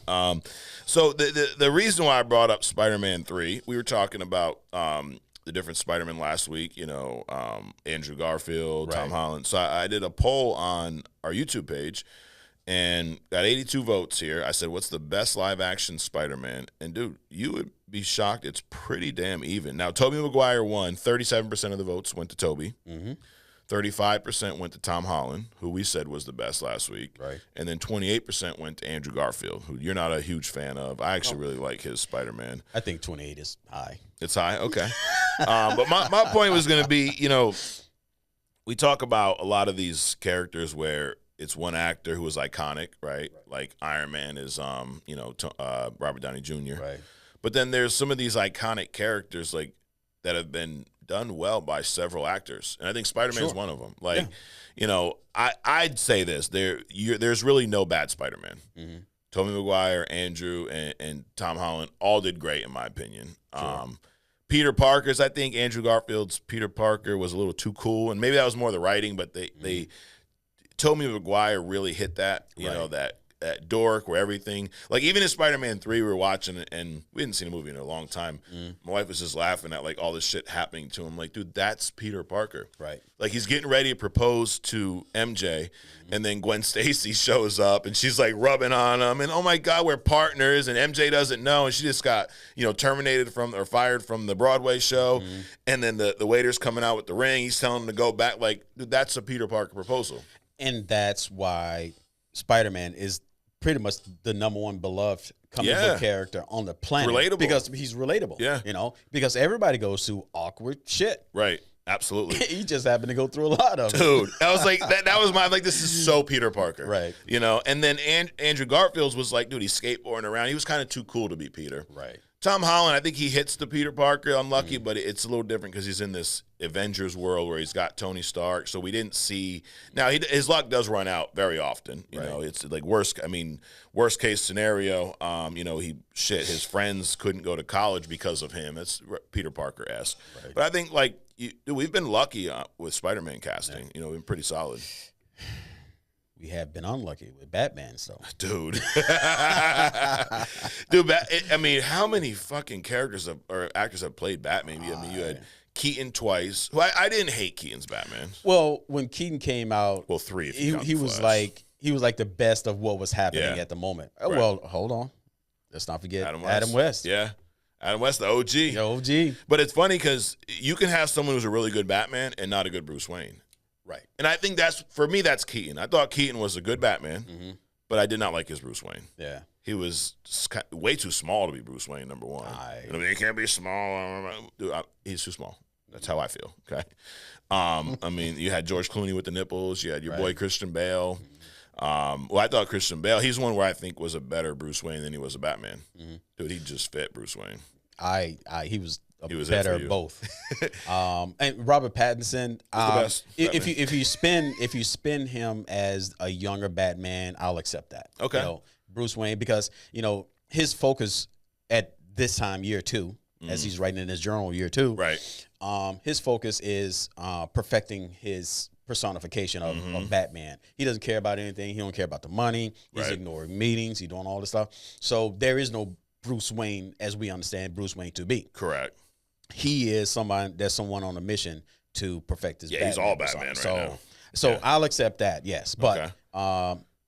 There was a little, it's funny you went there. Before we get into critics versus audience, there was a little news clip about that movie, the Batman 2, and they're going to start filming that early next year. And it was someone who works with Matt Reeves, and they were just talking about how high the bar is set and how much Matt Reeves is putting into this next movie. Like, he understands that the Batman did well, right? And now the bar is set up here, and now he wants to surpass that with this. And it was pushed back a little bit due to I think the writer's strike and some other shit, but so there were some delays, and one thing that they said was they're not rushing it out. They're going to just make sure they get this thing right. So has me more. Cool. I'll wait. I mean, it's 2026 is October of 26 is when it's supposed to come out. So it's over 2 years from now. But I'd rather wait to 2 years and have a great movie than them rush out some turd like Madam Web. So right. I mean, maybe DC will slip in something else in the meantime. Maybe. I don't know. I know we're going to slip in next. There's a little critics versus audience, Adrian. Or as someone pointed out, they like the original name. What the fuck, Rotten Tomatoes? So this is where I got a hand. And funny thing is, it's all DC this week, Adrian. I wanted to give DC some love because I've been accused of being a Marvel bias, which I'm not, dude. I like them all. It's just, they've been a little quiet lately. A little quiet. So first, and this is where I'm going to look at the Rotten Tomatoes scores for the movies, the critics versus the audience, and we're just going to let you know who we side with, right? Mm-hmm. We may side with one or the other, or we may think that they're both wacky. So, wacky. All right. Suicide Squad. This is the first one when we were just talking about Will Smith. Critics gave it a 26. Damn. Yeah, right. Audience gave it a 58. I'm going to go with the audience. Me too. Yeah. I think that's pretty accurate, dude. I didn't hate that movie. The Suicide Squad. This is the second one with the weasel and, I mean, for some reason, the naked guy. Yeah, the starfish. All that shit. Critics gave it a 90, and the audience gave it an 82. I would go with neither one of those. Me neither. Yeah, that one I can't even pick. But since I got to choose one, I go with the audience. You go with the audience. Jesus. But I'd give that movie like a 40, dude. I did not like that one. No, I give it the 27 score from the first one. Oh, you'd swap it. Oh, okay. Yeah. We should make that like a rule. You could swap the other score. Something. Yeah. Wow. Birds of Prey. Have you seen this, Birds of Prey? No. Dude, this movie I highly recommend. Really? I think it's better than both Suicide Squad movies. It was released during COVID, so it did nothing at the box office. Right. But this is the Harley Quinn. Who else is in it? The Huntress is in it. The Female Justice League kind of a thing. Yeah. Got it. It's rated R. Mm-hmm. It's bloody, it's gory, it's fun. It's Margot Robbie as Harley Quinn. Right. Dude, I think this is a much better movie than the two Suicide Squad movies. So you can't answer this, but critics 79. I put this in there because this is one of the first ones I've seen where the scores were almost the same. Critics gave it a 79, audience gave it a 78. And I really put this in there to just plug it for everyone. So I wanted to see who has actually seen this movie because it seems like just 10 of us have watched it. Right. But I really enjoy this movie. I highly recommend it, and I would say that's pretty accurate, 78, 79. I mean, there would be nothing for me to say because it's so close, right? Exactly. Blue Beetle. This is a movie we reviewed here, who we enjoyed, for the most part. It had its flaws. Critics gave it a 77. Audience gave it a 91. I go with the critics. Yeah, I lean towards that. I would still say it's a little high, would you? Yeah. Like, I'd give it a 70 maybe, a 68. It was about a C. Yeah. Yeah. You have a 75. Maybe a D+. Okay, D+. Speaking of D+, The Flash. It's not a D+. Oh. Critics gave it a 63. Audience gave it an 83. Neither one. But since we have to choose one, critics. Critics, yes. But if you were to score that, I mean, I'd give it like maybe a 32. I would just throw it in the trash. Okay. I wouldn't score it at all, man. Dude, The Flash or Madam? If you had to watch one, The Flash or Madam Web? Madam Web. Okay. Seriously, dude. All right. Because a movie can be bad. Yep. And then it could be disrespectful. Okay. Disrespectful to the audience, disrespectful to the genre, disrespectful to the character.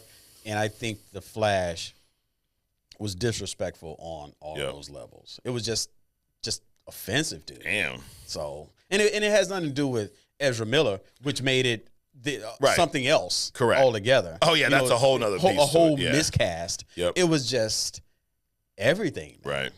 And the reason I even included that was I thought of in the first Suicide Squad, Batman has a cameo. There's a short cameo with Ezra Miller popping in, and I forget who he was arresting, but he was just real in and out, so it made me, unfortunately, remember that movie.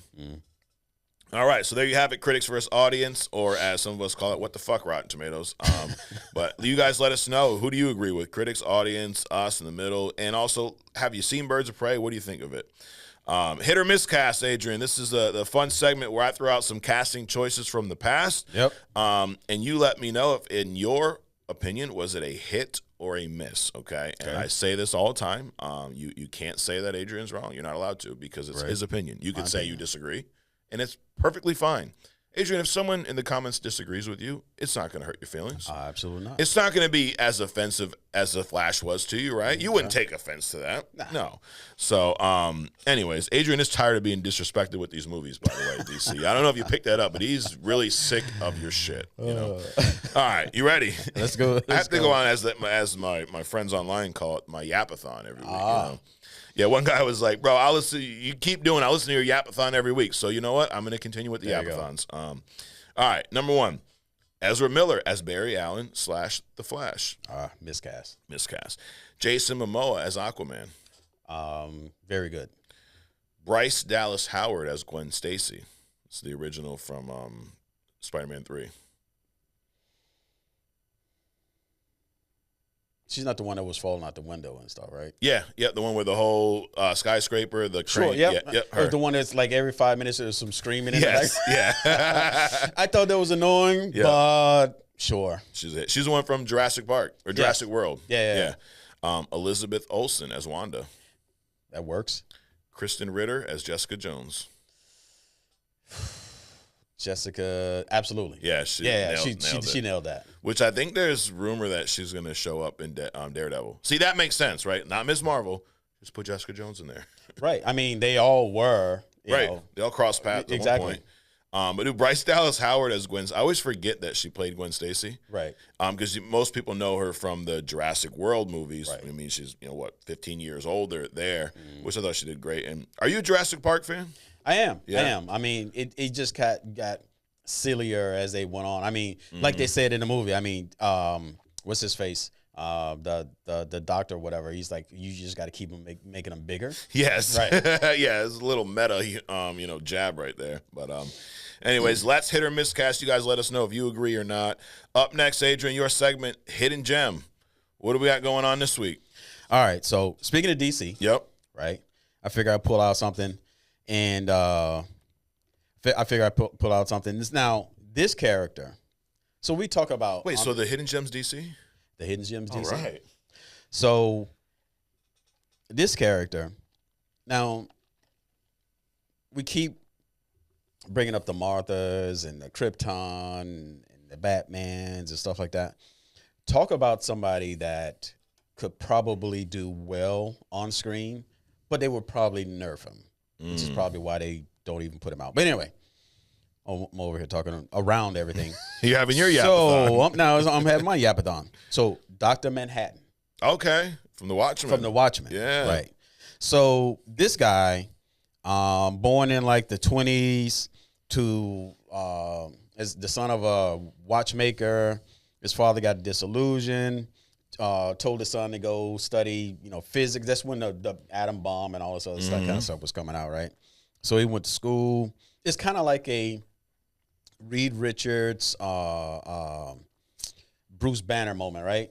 So he was working in this lab. He left some keys or something, that he obviously couldn't live without in the lab. But the code just happens to be inside of this chamber. Okay.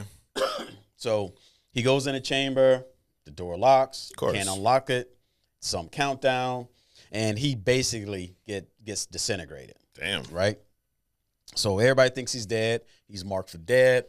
And over time, it's like Cassandra Nova, right? I mean, he wasn't in a sewer grown on the side of like a piece of mold right. on the side of a wall, but over time, and they wonder why she's crazy, right?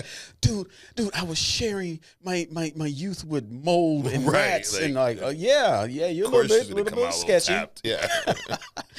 So over time, this guy starts to rematerialize. He starts like the inside out, like his nervous system grew, has some eyes. Just imagine like this shit's freestanding in the air, right? Some eyes and some veins start coming up, and he just kind of materialized over time, right?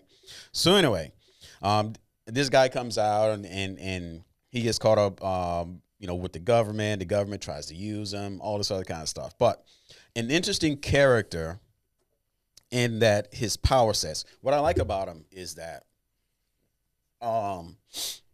he can, we talk about the multiverse a lot. So some of his powers are that he can exist in all times at all time.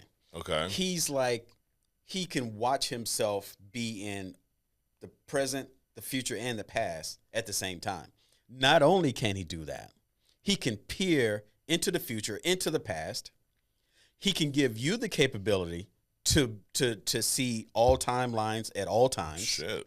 He can be in all universes at the same time. Damn. This dude is badass, right? And besides, I mean, super intelligent, the strength, all this. That's once you start talking about these characters, it just gets to the point where strength and vulnerability and blah blah. it's not even worth talking about. Right. I mean, he can do all those things, but the fact that he can see all timelines, all universes, be all these places all at the same time. Shit. It's like, and because of that, of course, his intellect is a little different. Yeah. Because he can experience all these things. Now, the bad part about him is that he is so consumed by knowing stuff that he's like, he has just no interest in human at all. Matter of fact, he's left the earth a couple times because they just don't interest him. So there's nothing about him. He has no compassion. Like, he'll sit and watch. He's like a watcher, right? Okay. He'll just sit and watch things or go through things like the Kennedy assassination. He knew about that, but did nothing about it. You know, but then he also goes and splits multiverses. Yeah. He splits the universes into all these sectors and cause all this chaos and all this kind of stuff. But then, you know, he has no general interest. Well, there's a reason why he has no interest in humans, because they just finite to him. Right. When he can do all these other kinds of things. Damn. He can teleport. There doesn't seem to be a limit to how far he can teleport. He'll like pop from here to Mars like nothing. He can teleport people, things. There's apparently no limit to the amount that he can teleport. Just a super, super interesting character. And it's like, yeah, you see him come out and like the crazy stuff like the Watchmen, but there's absolutely no reason why he can't even just do a promo, right? Yeah. Flight, force fields, immortality, energy projection, energy construct, enhanced senses, element controls. Like, he brought this woman to Mars with him, and he created this oxygen sphere around her so that she can survive and all this other kind of stuff. Electrokinesis, travel between dimensions. He can split himself into multiple bodies, send them off.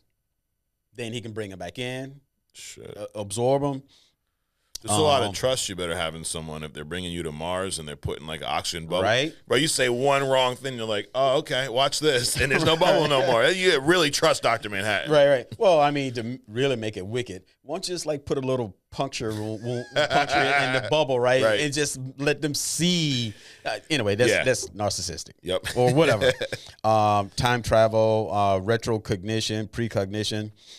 So he can see the past, the future simultaneously. We discussed that. Cosmic awareness. He understands the workings of the universe on a cosmic scale. Dude, this is like 10 pages of stuff. Wow. Immortality, intangibility, invulnerability, magic, molecular reconstruction, disintegration, acceleration, regression. He can change his size. There doesn't appear to be a limit to that. Photokinesis. Power distribution, capable of transferring this power to other things and people. Thermokinesis, reality alteration. He doesn't need any external sustenance, right? He can feed himself. He doesn't need oxygen, food, anything like that. So you don't have to stop for hot dogs or something like like the Flash. Okay, exactly. That's cool. While you putting babies in microwaves, right? He don't need to do that. That's when art imitates life. I mean, he was kidnapping kids, so right? Maybe that's why they put that. Good point. Yeah. Telepathy. We talked about the teleportation. So, they classify it as a mental disorder without being able to truly feel or embrace things in a virgin perspective. He's begun to lose his sight of humanity and his sense of humor. Grew bored with the earth and its inhabitants multiple times. Finally chose to leave Earth after he stated he understood humanity. So that appears to be his weakness and his only weakness. Now, that's not to say he can't be defeated by other entities with all his power and stuff, right? But the entities that would defeat him are things like Midnight, Nightmare, Dreams, Lucifer. I mean, you get into some other type of beings when you start talking about, well, who can defeat Dr. Dr. Manhattan. Well, apparently there are people. And when you hear power sets like that, and probably one of the reasons that makes it hard to portray these characters on like a Franklin Richards, right? On the screen is because you got these levels of people, and then you got this one above all, right? Which is supposed to be God in the comic book world. But then you have power sets like this. Right. But then you have other 10, 20, 30 characters that can the amount of power that the comic book portrays, and I find this fascinating.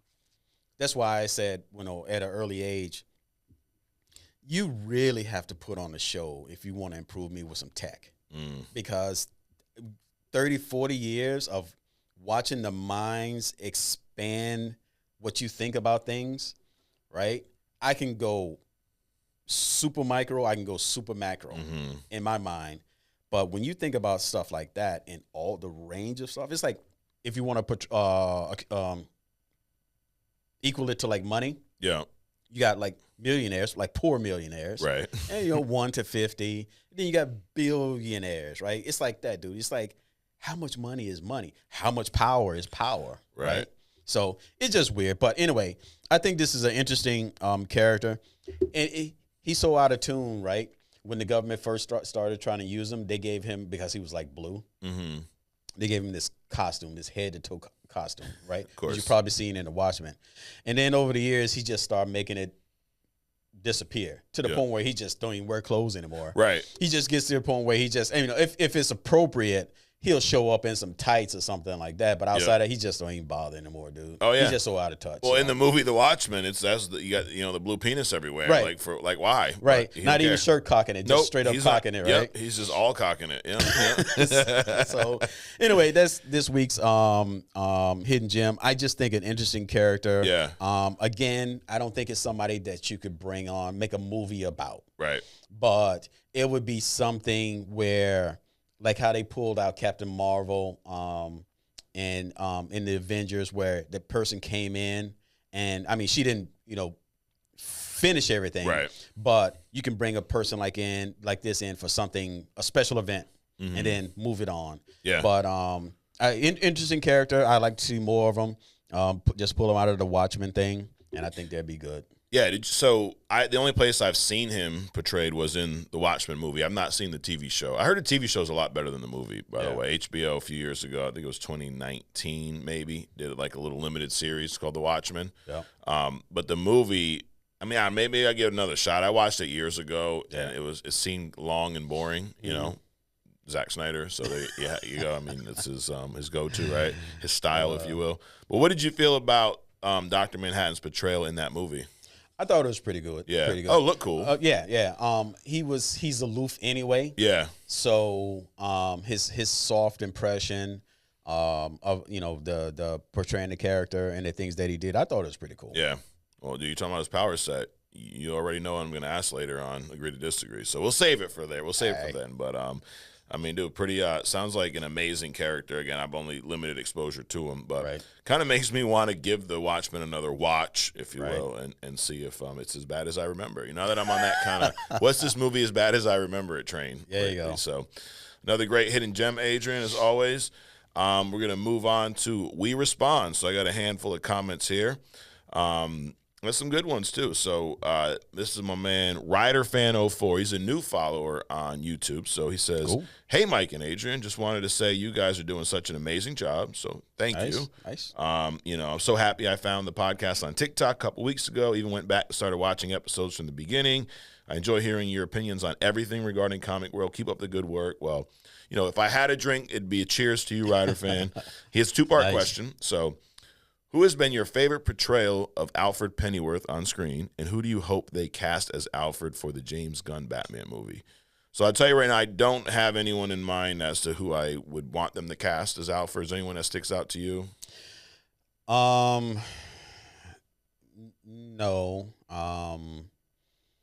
No, I do not. You know who it would be? Now, he's played Magneto, but it could be a two-character. I think he may be a little too old now, though. Who could pull it off? The sarcastic, dry humor would be Ian McKellen as Magneto. No, he's too much in my head as Magneto. Yeah. No, I think he's too old now. But also, which version of Alfred? The younger one, the older one? Well, that's a good question. So this definitely movie, not the one in Cape Crusader. No, God, no. The guy you can't stay away from the buffet. Right. Yeah, exactly. But. No, so this movie, Brave and the Bold, is going to be an established Batman where he already has a Bat family. So I would assume it to be an older. Okay, right. Right. So I don't really have. The one that just comes to mind that I think could pull it off just based off his personality as Ian McKellen, but I think he's too old. Yeah. But speaking of Alfred, right? I read some when you start researching these characters, right? There's like some some notes that they have, right? So I mentioned last week that Alfred was a billionaire, right? Yeah. Well, he comes into a family. I mean, he doesn't need to spend any money, right? Right. What's also interesting is that part of Bruce Wayne's persona, he goes out as Bruce Wayne, and he's got to be the playboy, he's got to be funny, and all this other kind of bullshit, right? Yeah. So what Alfred would do is when Bruce has to be at a place, he would hire people, right? When Bruce would like make a joke that wasn't funny, they would laugh anyway. Okay. And it got to the point where Bruce actually thought that he was funny. That's hilarious. So it's like those little things, those little hidden gems. No shit. So that was fun. Funny. I thought that was interesting. So the second part of his question is, who's your favorite portrayal? And he referenced him for this. Ryder fan, good job. So he's got Alan Napier. This was the Alfred from the Adam West days. Okay. Michael Gow, G-O-G. I forget how to say it, but he was the Alfred for Michael Keaton, Val Kilmer, George Clooney, the original Alfred in those movies. Michael Caine from the Christian Bale movies. Right. Jeremy Irons from the Ben Affleck movie. And then Andy Serkis from the Pattinson movie. So I tell you, it's definitely not Andy Serkis. No. My favorite is Michael Caine. I would agree with that. Yeah. Michael Caine. Then I would probably follow with Jeremy Irons. Jeremy Irons was good. I just think we didn't see enough of it. Right. I think he did a good job. Yeah. But he's also too established, I think, to be that character. Yep. If that makes sense. I gotcha. And I liked Michael Go. Back, I think he was a good fit back in those days. Like he looked the part, but he was just Butler Alfred. Like he helped Batman a little bit, but he wasn't really involved like Michael Caine and Jeremy Irons. And what I liked about Jeremy Irons is, this was the older Batman. Ben Affleck was like, he was late in his career. So Jeremy Irons was kind of like, his Alfred was already annoyed. Like the minute he started talking, he was just annoyed because he's like, been doing this shit for like 20 fucking years already. Damn it, So, and it came across what I think he did really well. It was more like a partnership as opposed to a butler finding out that the person you're working with is Batman. Yep, he's like, here we got another day of this shit. Come on, but yeah, my favorite, Michael Caine. Yeah. So a good question, Ryder fan. Next up, White Mark 666. Wow. Okay. The only easy, bro. Relax. The only death in comics that's definite is Uncle Ben. Everyone else always comes back in different forms. That appears to be true. Yeah, I agree with that. I don't know, but I mean, they killed off May. Is she going to come back? Probably. She needs to come back. Yeah, you're big on that one. Crazy J Miles 66. Deadpool and Wolverine clears every DC movie. It's a bold claim. I wouldn't say that. Every DC movie? Like, would you put it above Dark Knight? I mean, that's kind of hard because, again, you got, like, decades between these movies. What was relevant then isn't necessarily relevant now. That would be like the Mackie claim. Yeah. Over I can't Spider-Man thing. I can't agree with that because clears is like, dude, no question. Right. And clearly, there's questions. There's definitely questions. I don't even know if I'd put it above the Batman. It's a different type of movie. I don't know. But it was incredibly entertaining. Yes. For today. Absolutely. Now, is it one of my favorite movies I've seen? Yes, probably one of my favorite movies ever, to be honest. Right. Doesn't mean it's the best. That's the thing. It could be my favorite movie, but not be the best movie, if that makes any sense. I mean, you've gone to see this thing like 13 times. Yeah. Did you go see the other movies 13 times? No, God, no. And you've gone to see this movie 13 times, and you're saying it doesn't clear these other movies that you've only seen once. Right. So there we go. Yep. No, I mean, dude, I've watched The Dark Knight probably 11 times, if I'm adding it up properly. Even the Batman I've seen, even though it's 3 hours long, I've probably seen it a good 5 or 6 times. Wow. Yeah, yep. I wonder Sheetrock not getting done. Dude's getting done, we talking about. Damn, that's a little jab there, I'm not offended, though. I'm not. D_Animal_strength says, it's funny when people say the MCU ruined cinema. It's usually smug directors who need to just make better movies. That is spot on. Spot on, dude. Spot on. Because, like, what they're doing How does that affect you? It doesn't. No. No, you can have all the success in the world. Doesn't mean I can't, you know? Like your theory about the pie, dude. The pie, as you put it, is infinite, right? Yep. That's exactly what I was going to say. Just because you take from the pie, that doesn't mean that the pie is shrinking. It's like we're at that same buffet that Alfred's at. They just keep putting out more pie, dude. You can get up and get hit. Dude, you know what? And clearly this Alfred is partaking. Dude, when I was younger, we used to go to the Chinese buffets and get the crab legs. It's the only thing I'd really eat from there. Right. And we'd have like your whole family, my dad, brother, everyone. We'd get up, they'd put the whole bin there. Right. All of us would get up, we'd clear that bitch out. Okay, sit down, crack them up. They bring out another one, we clear that bitch out again. We got kicked out once. So there are like fight about to break out in Chinese buffets. We just want our crab legs. It said all you can eat. They're like, no more. They were like, they wouldn't bring them out anymore, dude. So, wow. So I got a question about that. Yeah. Now, was it our metabolism that prevented us from getting sick, or was the food better then? I think food was better then. Because now, dude, I think the food was better then. Yeah, absolutely. I agree. Absolutely. So, yep, the animal strength, we agree. It's just make better movies, dude. The One Becker says, I think the Eternals news is a product of Kevin Feige. Kevin coming through earlier this year and saying they need to focus on quality over quantity. So we mentioned the great news last week that I shared with you that Eternals 2 has been scrapped, all plans for that. I agree. I do think it is, this new focus. They did come out and say this. Right. Yes, people are like, oh, the MCU, it's ruined, it's this and that, it's still falling apart. Dude, they're fixing it. Like they're not denying that it was messed up for a little bit. Like they came out and said they were focusing on quantity over quality, and I think that's the same feeling regardless of how you pick apart the movie, but it felt like shit was coming out too quick, and the quality was not where it needed to be. I think they didn't realize it. I think they saw us discussing it, and they were like, Mike and Adrian probably got some making a point. I think so. I think that's what's happening. Definitely. You're probably right. Because even some of these bad projects, outside of Madam Web, but like Secret Invasion would have been better with a little more time. And like they could have rewritten some of that and made a good story out of it. Right. It started off good, and then it just went way off the handle. And then the last episode was just, an atrocity, as we call it here. Right. It was Game of Thrones-ish. Yeah.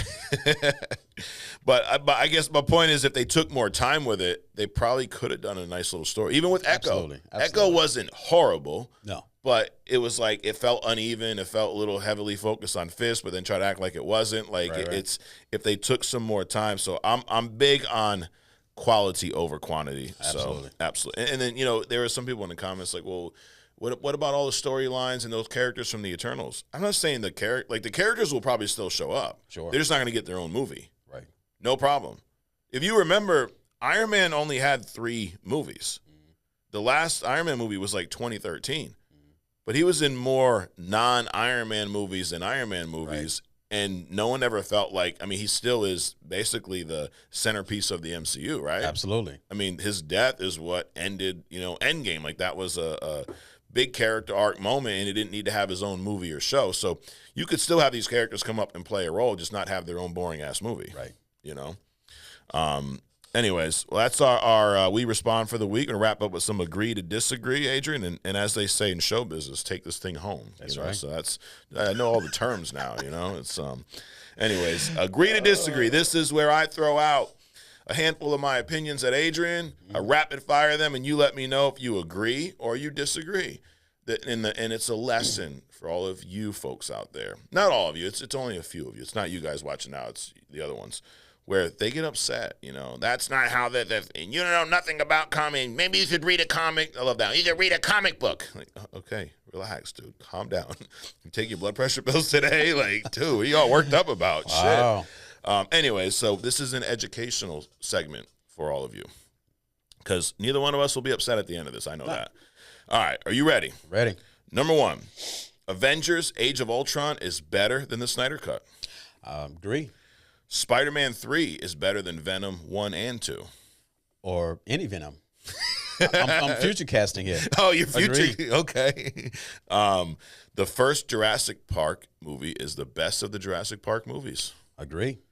Ms. Marvel was better than Echo. Agree. Suicide Squad is better than The Suicide Squad. Agree. The Flash was better than Madam Web. I disagree. All right. Dr. Manhattan could solo the Justice League. Agree. It's time for Gwen Stacy and the MCU Spider-Man to meet. I agree.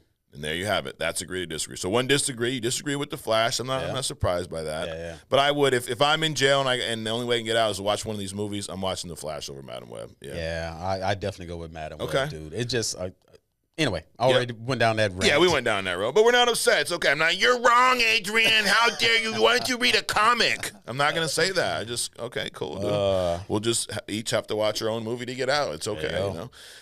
But the last one, Gwen Stacy. I feel like MJ is always the love interest that you think of with Spider-Man, but in the comics, dude, Gwen Stacy was a big part of Peter Parker's story, right? And I even think in a lot of comics, she was his love interest first, and then you got the whole other, Gwen Stacy from other universe becomes Spider-Woman or whatnot. But I just think like they did the MJ thing with Zendaya, and now they wiped the memory and all that stuff. They don't know who Peter Parker is.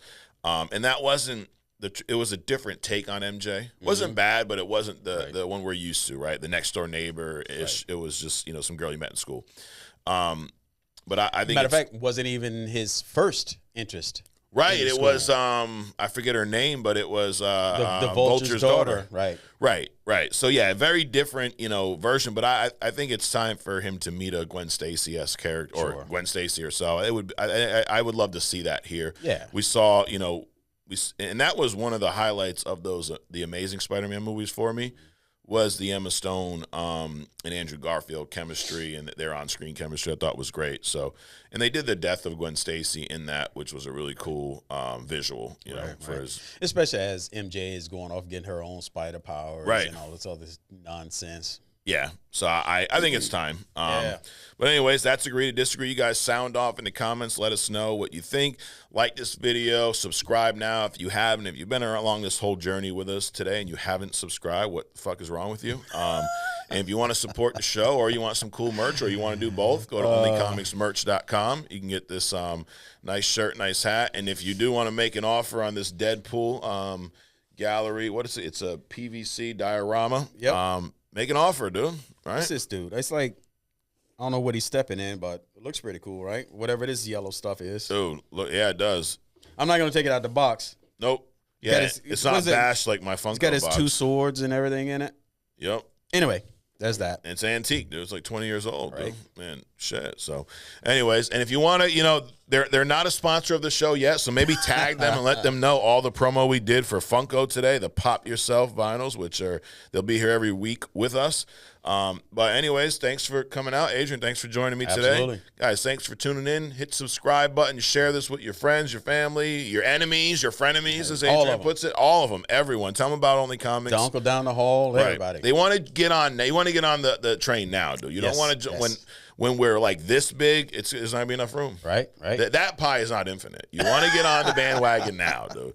It's like, you want to be a Yankees fan before they won all the shit. You don't want to just side with them because they're winning championships. When we read the comments, we want to be able to pick out your name. Exactly. I'm just saying. Exactly. That's true. And I love all the comics. I say this every week, good, bad, in the middle. It's all fun, dude. Just don't come at the neck if you're not ready for a little jab back. And I do it all in fun. So if you get offended, that's on you. So anyways, Adrian, thanks. Absolutely, man. And we will see you guys next week right here on Only Comics. Peace.